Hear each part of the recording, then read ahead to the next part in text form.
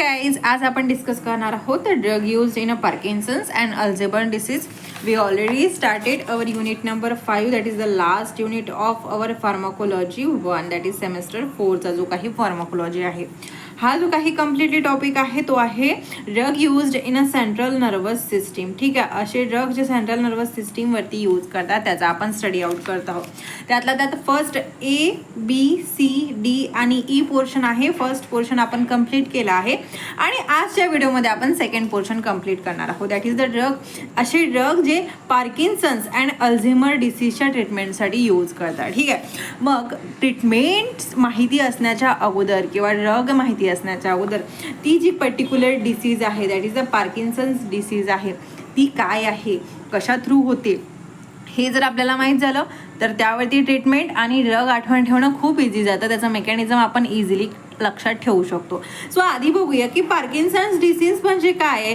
हा नाव बरेचदा तुम्ही ऐकलं असणार आणि जर ऐकलं नसणार तर इथून पुढं प्रत्येक एक्झामिनेशनमध्ये, मग ती MCQ असो, थिअरी टाईप असो, असा एकही एक्झामिनेशन नाही ज्यामध्ये हा वर्ड यूज केला जात नाही. That is the Parkinson's disease. आता हा डिसीज आहे तरी काय, तर हा एक न्यूरोलॉजिकल किंवा न्यूरो जनरेटिव्ह डिसऑर्डर आहे. ओके, न्यूरो जनरेटिव्ह डिसऑर्डर म्हणजे काय, ते जे नर्व्सच्या रिलेटेड आहे. We all of you know की सेंट्रल नर्वस सिस्टीमवरती ब्रेन आणि स्पायनल कॉर्ड आहे, याच्यामधनं काही न्यूरो ट्रान्समीटर इमर्ज आउट होतात. ठीक आहे, हे न्यूरो ट्रान्समीटर कशा प्रकारे एकामेका थ्रू कनेक्टेड आहे. ठीक आहे, ही एक चेन आहे जी पर्टिक्युलर ऑर्गन थ्रू जाऊन पोहोचते. बट न्यूरोलॉजिकल डिसऑर्डर म्हणजे काय, तर हे जे काही न्यूरोनल चेंज आहे इथे काहीतरी गडबड होते. ठीक आहे, म्हणजे जी signal organ to central nervous system आणि central nervous system to organ जायला पाहिजे ते सिग्नल प्रॉपरली पास आउट होत नाही. म्हणजे इथे जे काही न्यूरो ट्रान्समीटर आहे ते त्यांचा प्रॉपर वर्क करत नाही.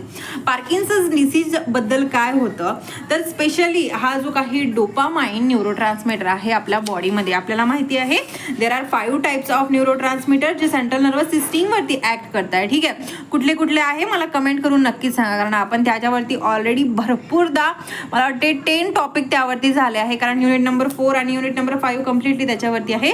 सो हे तुम्हाला माहिती असणं गरजेचं आहे. ठीक आहे, सो मला कमेंट करून सांगा. ठीक आहे, त्यातला त्यात हा जो आपला डोपामाइन न्यूरो ट्रान्समीटर आहे हा काय करतो तर आपल्याला प्लेझंटवाला हॅपीवाली फिलिंग देतो. बट पर्सनमध्ये जर डोपामाइनचं कॉन्सन्ट्रेशन कमी झालं तर काय होणार की हा पर्टिक्युलर डोपामाइन काय करत होता की एका न्यूरॉनपासून सेकंड न्यूरॉनपर्यंत इन्फॉर्मेशन पास आउट करत होता. बट जे काही डोपामाइन रिलेटेड जे काही इन्फॉर्मेशन आहे ते डोपामाइन नसल्यामुळे हे ट्रान्समिटच होणार नाही.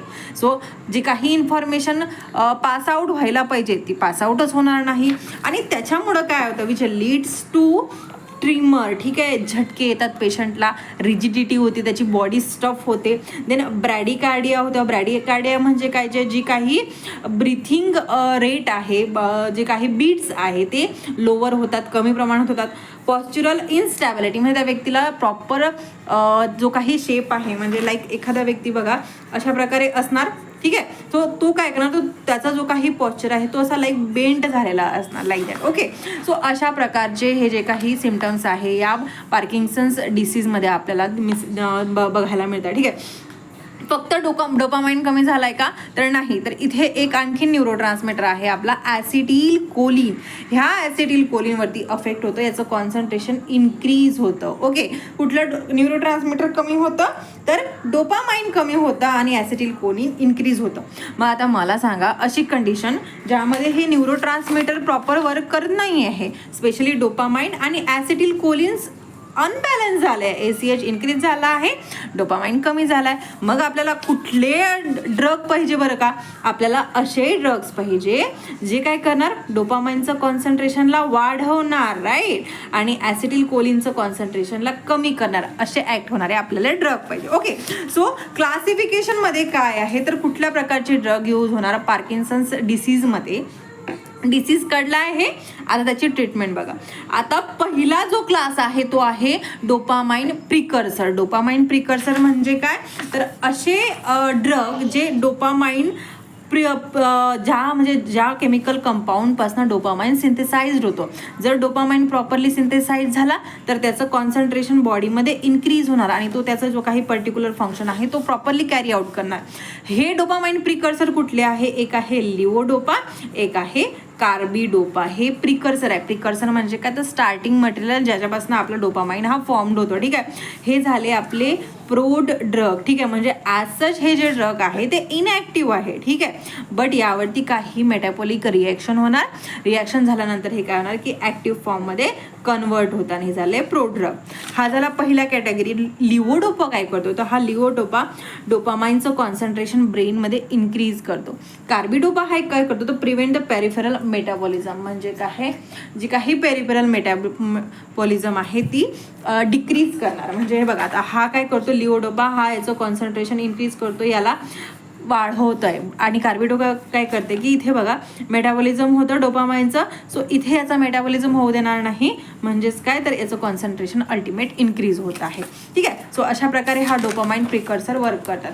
बट याचे काही ॲडवर्स इफेक्ट आहे, like nausea, vomiting, on off phenomena. म्हणजे काय तर कधीतरी सिम्पटम्स दिसणार, कधीतरी लॉस होणार, okay, like that. Okay, category आहे डोपामाइन अगोनिस्ट. अगोनिस्ट म्हणजे काय तर सेम ॲक्ट करणारे, लाईक जसं आपला डोपामाइन वर्क करतो तसे सेम ॲक्ट करणारे ड्रग आहे. हे काय करतात तर डायरेक्टली स्टिम्युलेट करतात डोपामाइन रिसेप्टरला. ओके, हे जे कुठले ड्रग आहे तर ब्रोमोक्रिप्टिन, प्रोमिपेक्झॉल आणि रिपिनिडरोल हे काही 3 ड्रग आहे जे या कॅटेगरीमध्ये येतात. देन थर्ड कॅटेगरी कुठली आहे, देन मोनो अमिनो ऑक्सिडेज बी इनिबिटर. आता ह्या थोडं समजूया. हा काय करतो तर सी गाईज, हा डोपामाइन आहे फॉर एक्झाम्पल न्यूरोट्रान्समीटर आहे. तर बॉडीमध्ये नॅचरली सिस्टीम असतात, 2 एन्झाईम आहे, एक आहे मोनो अमिनो ऑक्सिडेज, सेकंड आहे कॉम्ट ज्याला आपण म्हणतो कॅटाकोल ओ मिथिल ट्रान्सफरेज. हा काय करतो, हा जो पर्टिक्युलर न्यूरोट्रान्समीटर आहे याचा मेटाबॉलिझम करतं. ठीक आहे, मेटाबॉलिझम करतं म्हणजे काय तर त्याला ब्रेकडाऊन करतो, त्याला अल्टर फॉर्ममध्ये कन्वर्ट करतो. आपला ड्रग काय आहे MAO मोनो अमिनो ऑक्सिडेज बी इनहिबिटर. ठीक आहे, बी म्हणजे काय तर सेम फंक्शन करतो जो काही डोपामाइन आहे याचा मेटाबॉलिझम करतो. देन काय होतं इथं, हा आपला ड्रग काय करणार की यालाच इनिबिट करणार. याला इनिबिट केलं तर सो काय होणार की डोपामाइनचं अगेन आपलं मेटाबॉलिझम होणार नाही. मेटाबॉलिझम झाला नाही तर काय इथलं कॉन्सन्ट्रेशन इन्क्रीज होणार. सो अशा प्रकारे हे ड्रग वर्क करतात. ठीक आहे, अगेन कशा प्रकारे तुम्ही आठवण ठेवू शकता तर जिलिन आहे बघा, सिमिलॅरिटी आहे तो, याच्यावरून तुम्ही आठवण ठेवू शकता की हे आपले MAO-B इनिबिटर आहे. थर्ड आहे कॉम्ट इनिबिटर, लाईक कॅटाकोल ओ मिथिल ट्रान्सफरेज. सेम जो मी आता तुम्हाला सांगितलं होतं की हे जे 2 ड्रग आहे दॅट इज आवर ड्रग नाही, एन्झाईम आहे. एन्झाईम काय करतात तर हे एन्झाईम डोपामाइनचं मेटाबॉलिझम करतात. सो मग अगेन कॉम्ट इनिबिटर म्हणजे काय तर याला इनिबिट करतात, सो अगेन मेटाबॉलिझम होणार नाही. देन अँटीकोलिनर्जिक ड्रग म्हणजे काय तर बॉडीमध्ये ACHचं कॉन्सन्ट्रेशन इन्क्रीज होत आहे. इथे आपला हा अँटीकोलिनर्जिक काय करणार तर ACHचं कॉन्सन्ट्रेशन डिक्रीज करणार. ड्रग कुठले आहे, फिनिडिल आणि बेन्झोट्रोपिन हे ड्रग आहे यूज फॉर द ट्रिमरचे झटके आहे त्यासाठी यूज करतात. 6th कॅटेगरी आहे दॅट इज द अमेंटेडिन. हा काय करतो डोपामाइनचा रिलीजला इन्क्रीज करतो. ठीक आहे, सो अगदी सोपं आहे. काय फक्त आठवण ठेवायची की पार्किन्सन्स डिसीजमध्ये काय होतं तर जो काही डोपामाइनचं कॉन्सन्ट्रेशन कमी होतं, ACHचं कॉन्सन्ट्रेशन इन्क्रीज होतं. सो त्यावरतीच आपले कम्प्लिटली ड्रग डिपेंड आहे. नाव सेकंड डिसीज कुठला आहे तर that is the Alzheimer disease. Alzheimer disease म्हणजे काय तर साध्या सोप्या भाषेमध्ये ज्या व्यक्तीला मेमरी लॉस झालेला आहे, ज्याला काहीच आठवत नाही. मग आता असं नाही की आपण लेक्चरमध्ये काहीतरी शिकलोय आणि मग ते आपल्याला आठवण राहत नाही, तो अल्झायमर डिसीज झाला का तर नाही काहीच. असा व्यक्ती ज्याला ॲक्च्युली त्याचं नावसुद्धा माहीत नाही. गजनी बघितला का तुम्ही, त्यामध्ये दाखवलं तर short term memory loss like that, म्हणजे त्याला बिलकुल काहीच गोष्टी आठवत नाही, काहींना टेम्पररी आठवतं. मग अशा व्यक्तींना आपण ट्रीटमेंट करण्यासाठी जे काही ड्रग यूज करतो त्या या कॅटेगरीमध्ये आहे. आता अल्झायमर हा जो काही पेशंट आहे या सफर करतो या डिसीजपासून, त्यामध्ये नेमकं काय होतं, फर्स्ट थिंग मेमरी लॉस तर होतं, बट जे काही कॉग्नेटिव्ह मोमेंट आहे ते प्रॉपर होत नाही. ओके, सो पॅथोफिजिओलॉजिकली काय होतं की ॲसिटिल कोलिनचं कॉन्सन्ट्रेशन त्या पर्टिक्युलर पेशंटमध्ये कमी होत आहे. सो आपल्याला माहिती आहे की अल्झायमर डिसीजमध्ये ॲसिटिल कोलिनचं कॉन्सन्ट्रेशन कमी होत आहे. सो मग ट्रीटमेंट कशी असणार आहे, तर अशी ट्रीटमेंट, असे ड्रग जे ॲसिटिल कोलिनचं कॉन्सन्ट्रेशन इन्क्रीज करतात. ठीक आहे, कुठले आहे drug used in Alzheimer disease? तर फर्स्ट आहे कोलिन इस्टरेज इनिबिटर. काय झालं आहे की ॲसिटिल कोलिनचं कॉन्सन्ट्रेशन हे डिक्रीज झालं आहे. थोडं समजून घेऊया. सेम वेनी लाईक एखादी न्यूरोलॉजिकल चेन आहे, ही आहे फॉर एक्झाम्पल, याला इथे आपण परत काढूया.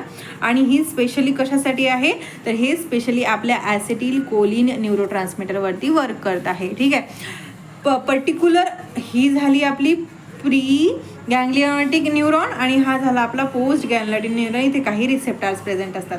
ॲसिटिल कोलिन काय करतो की पर्टिक्युलर जे काही वेसिकल्स आहेत तिथनं तो रिलीज होतो अँड देन रिसेप्टरला जाऊन बाउंड होतो. मग आता ह्या उरलेल्यांचं काय होतं, तर ह्या उरलेल्यांचं ब्रेकडाऊन होतो with the help of one of the enzyme. त्याला काय म्हणतो आपण, त्याला म्हणतो choline esterase. Okay, choline esterase हा काय करतो, ACHला ब्रेकडाऊन करतो आणि याचं मेटाबॉलिझम करतो. मग आता आपल्या पेशंटमध्ये काय झालं आहे की ACHचं कॉन्सन्ट्रेशन अगोदरच कमी आहे आणि त्यातल्या त्यात हा कोलिन इस्टरेज काय करतोय, परत त्याला मेटाबॉलिझम करतो, त्याला ब्रेकडाऊन करतोय, म्हणजे कॉन्सन्ट्रेशन आणखीन कमी करतोय. मग आपण अशा प्रकारचे ड्रग शोधणार जो ह्या कोलिन इस्टरेजलाच थांबवणार. ठीक आहे, ह्याला थांबवलं, याला ब्लॉक केलं तर हा काय करणार, ACHचं मेटाबॉलिझम करणार नाही आणि बॉडीमध्ये ACHचं कॉन्सन्ट्रेशन इन्क्रीज करणार. असे कुठले ड्रग आहे, ते आहे डोने, बेझिल, रिवा आणि जेलॅन्टामाइन. ठीक आहे, मी अशा प्रकारे आठवतं की हा झाला डोने, हा झाला रिवा आणि हा जिलॅन. ठीक आहे, आठवण्याशी मतलब. ठीक आहे, स्पेलिंग फक्त बरोबर लिहायचं, प्रोनाऊन्सिएशन एक्झामिनरला माहीत नाही पडत कारण थिअरी लिहायची आहे. सेकंड आहे NMDA रिसेप्टर अँटागोनिस्ट, म्हणजे जो काही पर्टिक्युलर रिसेप्टर आहे हा काय करतो, ब्लॉक द ग्लुटामेट टॉक्झिसिटी आणि मॉडरेट टू सिव्हिअर जी काही अल्झायमर डिसीज आहे त्यासाठी हा यूज करतो. वन ऑफ द एक एक्झाम्पल आहे मेमॅन्टिडिन. ही झाली आपली second category guys, that is the B portion.